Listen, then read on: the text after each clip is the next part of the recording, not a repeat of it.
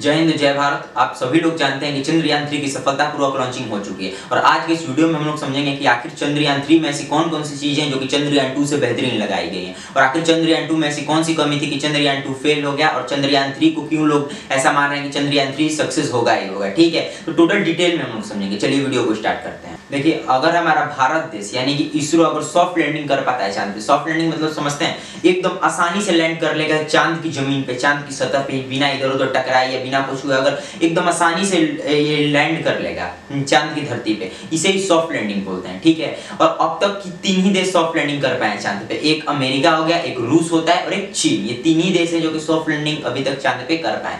अगर हमारा भारत इस बार सक्सेस हो गया चंद्रयान 3, और होगा ही होगा, और इस बार सक्सेस होने के बाद हमारा भारत देश चौथा देश बन जाएगा जो कि चांद पे सॉफ्ट लैंडिंग करेगा। देखिए, आगे बढ़ने से पहले हम लोग कुछ चंद्रयान 2 के बारे में समझ लेते हैं कि चंद्रयान 2 में क्या दिक्कतें थी, क्या हुआ कि चंद्रयान 2 फेल हो गया, मतलब इसके बारे में थोड़ा सा समझ लेते हैं चंद्रयान 2 के बारे में। ठीक है, दक्षिणी ध्रुवीय क्षेत्र में जाने वाला था। आखिर दक्षिणी ध्रुवीय क्षेत्र क्या है चांद का? जो चांद का डार्क साइड होता है, डार्क साइड,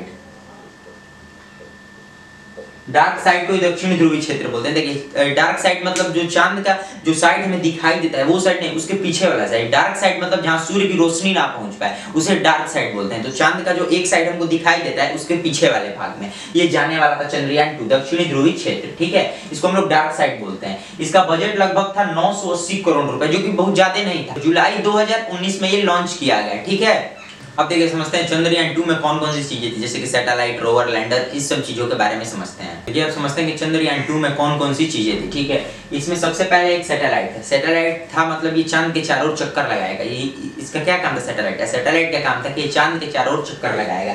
जैसे कि ये चांद है, इसके चारों ओर ये चक्कर लगाएगा। ठीक, तो उसी तरीके से था, तो ये था सैटेलाइट। अब था एक लैंडर।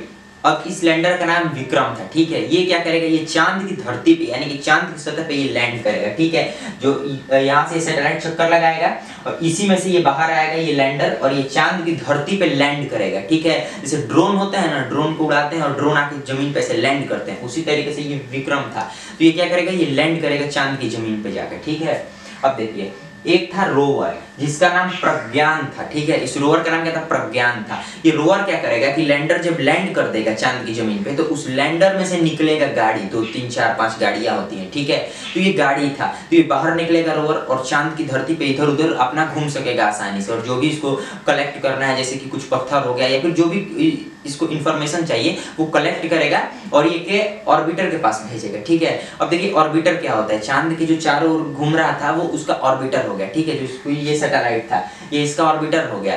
तो ये ऑर्बिटर के पास इंफॉर्मेशन पहुंचाएगा और ऑर्बिटर से इंफॉर्मेशन हमारी धरती पे आएगा। लेकिन ऐसा हुआ नहीं, 2.1 किलोमीटर पहले ही विक्रम से हमारा संपर्क टूट गया, हमारा कनेक्शन टूट गया चंद्रयान 2 से 2.1 किलोमीटर पहले ही, जो कि बहुत दुख की बात है कि 2.1 किलोमीटर पहले ही उससे कनेक्शन टूट गया। ऑलमोस्ट हर चीज हो चुका था लेकिन बस 2.1 किलोमीटर पहले हमारा कनेक्शन टूट गया उससे और फिर ऐसे इंफॉर्मेशन नहीं मिल पाई। ठीक है, तो चंद्रयान 2 में यही चीज था। ठीक, देखिए चंद्रयान 2 को GSLV Mark 3 से लॉन्च किया गया था।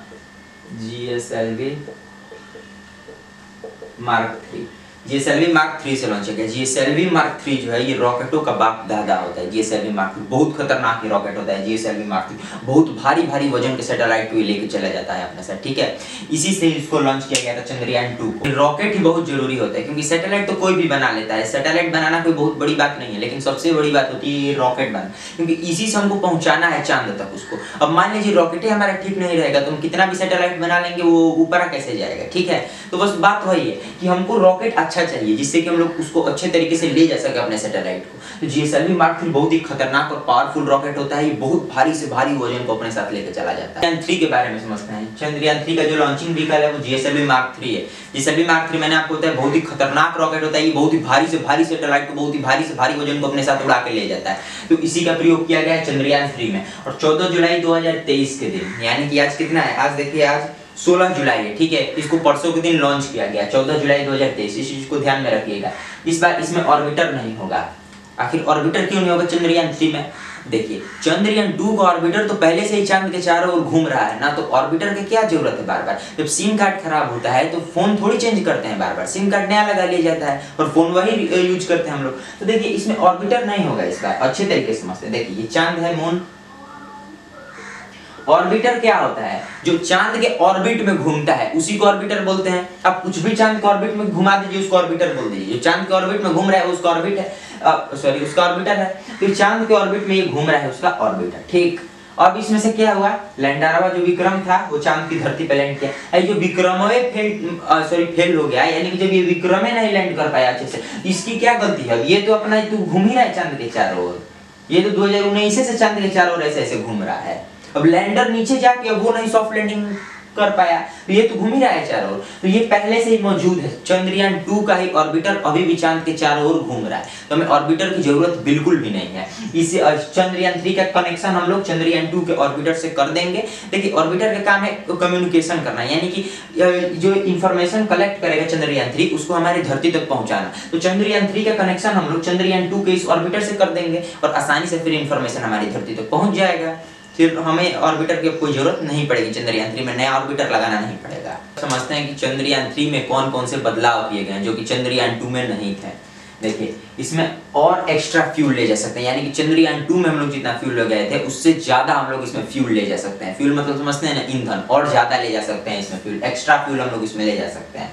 और लैंडर के लेग को और एडवांस कर दिया गया है, यानी कि जो लैंडर का लेग होता है, ठीक है, इस तरीके से लैंडर होते हैं। थोड़ा सा डिजाइन गड़बड़ाए तो उस पर ध्यान मत दीजिएगा, ठीक है। एलियन का स्पेसशिप लग रहा है, लेकिन हमको बस इसका लेग से मतलब है, ठीक है। ये जो ये नीचे वाला होता है ये इसका लेग होता है, ठीक है, इसी को लेग बोलते हैं। जो नीचे लेग होता है जिससे कि लैंड करता है, इसका लेग को और एडवांस किया गया, मतलब एकदम से इसको मजबूत बनाया गया है, थोड़ा थोड़ा और इसको बड़ा कर दिया गया, एकदम अच्छे तरीके से, मतलब इसको एडवांस तरीके से बनाया गया है, इसको और एडवांस कर दिया गया है। 2 किलोमीटर की ऊंचाई पर इसके सेंसर्स एक्टिव हो जाएंगे।